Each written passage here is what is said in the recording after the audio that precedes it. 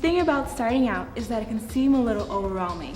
You don't always know all the answers, who you might meet, what classes to choose, and what you might learn. And things are happening fast.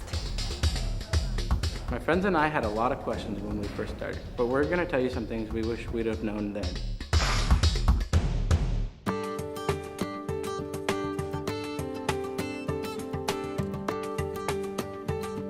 You usually kind of want to have a goal in mind on whether you want to go directly into the workforce or whether you want to go to university.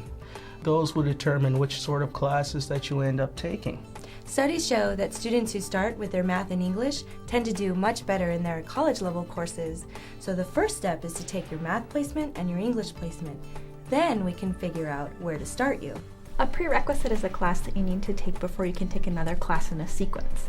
So for example, if you wanted to take a 200 level writing class in the English department, you'd first need to take English 101.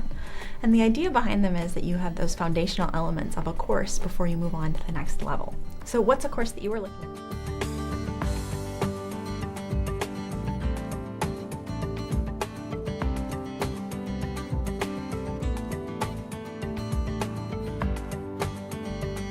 Normally we recommend that if a student's going to class full-time that they usually don't work more than 20 hours per week.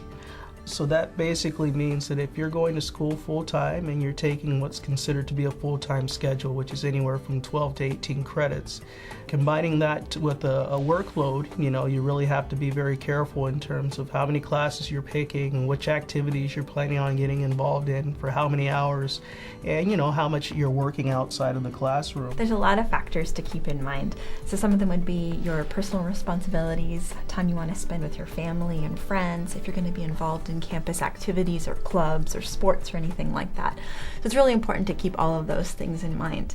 And then, if you want to be a full-time or a part-time student, the question is how much time do you have set aside for school and how much time are you going to be planning on working outside of school?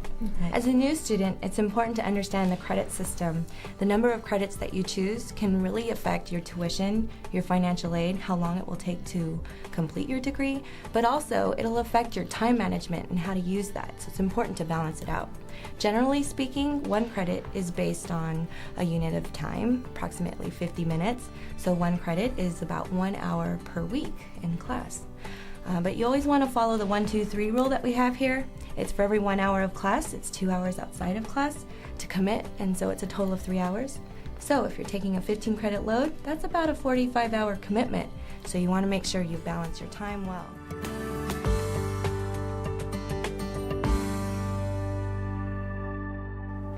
Okay, you have an idea of what classes you want to take and how much time you have for school. But what's next? Go through the course catalog. You'll be able to find course descriptions and the prerequisites you'll need. Get the quarterly schedule and see what classes are offered this quarter, when and where they're held, and who will be teaching them. Most importantly, meet with your advisor on a regular basis. All the information you need is available both online and in paper form. Advisors are able to meet with you year-round to sort it all out. I also highly recommend Bellevue College's Transfer Center.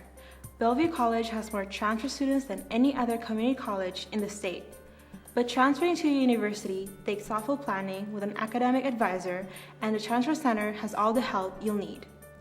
And always remember to pay your tuition on time, within 7 days of registration or by the first day of the quarter, or you will get dropped. This is a lot of information, but the one thing that will make it much easier is to meet with an advisor. I have a couple of friends, this is where their graduations delayed because they didn't talk to an advisor and didn't check with their degrees, just took random classes, and they're 110 credits or something, still didn't graduate. So I would definitely recommend going to an advisor and plan your degree out and everything. First of all, the advisor is a one-on-one, so you can sit down with them and you can say, this is where I want to go. And they clear up things for you, like the steps on how to get there or what you have already. And it's a really good way of kind of looking at just exactly what you need, because when you come here on campus there's all this stuff around you, and there's so many people. Who do you ask? You can go to individual offices, but they might not be the person to help you. But the advisor actually takes time out of their schedule to sit down, say, okay, let's look at what you've got going on, and they'll show you this is the steps you need to take to get there. I remember the first year I took, or first quarter, I took an English class. and it really helped to meet my teacher outside of class, because I was able to become more familiar with the class schedule and how the class kind of operates. It's really beneficial to meet with your instructors outside of class. They can help you with problems. They're always really good about if you want to go to them and have questions and are confused in class. It's really nice to meet with them outside of class. There's no pressure on time, and that's really nice. It's also good for recommendation letters, to meet with them and to really get to know your professors, because then they can write good recommendations for you. I'm still not sure what I want to do after college, and there are times when life in school feel hard and frustrating. That's normal. But I know I'm off to a good start because I'm meeting with my advisor. Same here. I've got some good ideas and a plan. Once you meet with your advisor and make your plan too, you'll feel good. There are people here on campus, faculty, staff, and students who want to help you succeed. And we'd like to officially welcome you to the Educational Planning Advising Center, where it matters the most is you.